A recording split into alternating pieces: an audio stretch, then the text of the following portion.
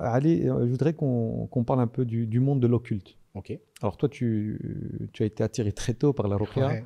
Tu t'es formé dans la ruqya, Oui. on en parlera juste après. Mais en plus de ça, tu es psychologue.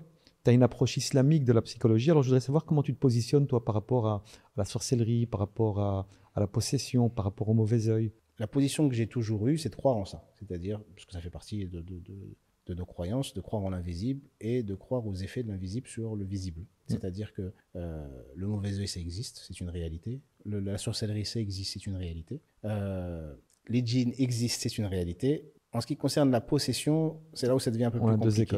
écoles. Maintenant, le fait que ça existe et que c'est une réalité, ça ne signifie pas que c'est la réponse à tous les maux qu'on vit. Ouais. Ça, c'est le premier point, c'est de se dire, bon, peut-être qu'on exagère un peu dans le fait de diagnostiquer une problématique tout de suite liée à l'occulte. Dès qu'il y a un problème, c'est parce qu'on m'a fait quelque chose. L'occulte à bon dos. Exactement. Donc, est-ce que ça existe? Oui. Est-ce qu'il y a des gens qui en sont touchés? Totalement. Convaincus par ça.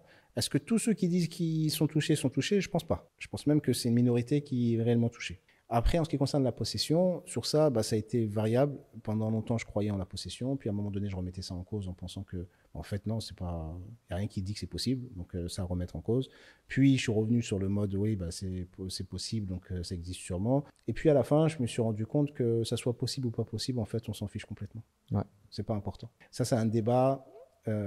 C'est un débat intellectuel entre des savants, des scientifiques, éventuellement des chercheurs, des psys. Mais au fond, on s'en fiche. Pourquoi? Parce que tout ce qui compte, c'est une personne qui va mal, comment l'aider à aller mieux. Donc si la personne croit qu'elle est possédée, c'est comment l'accompagner pour qu'elle soit plus possédée. Si la personne ne croit pas qu'elle est possédée, même si ça se trouve elle est possédée, c'est comment l'accompagner pour qu'elle aille mieux, même si elle ne pense pas qu'elle est possédée. Donc, Je vois le truc. Mais alors que certains diront, non, il faut déterminer la source, la provenance du mal pour émettre un diagnostic et donc pour soigner. Pas forcément. Surtout en ce qui concerne l'invisible, c'est pas forcément le cas.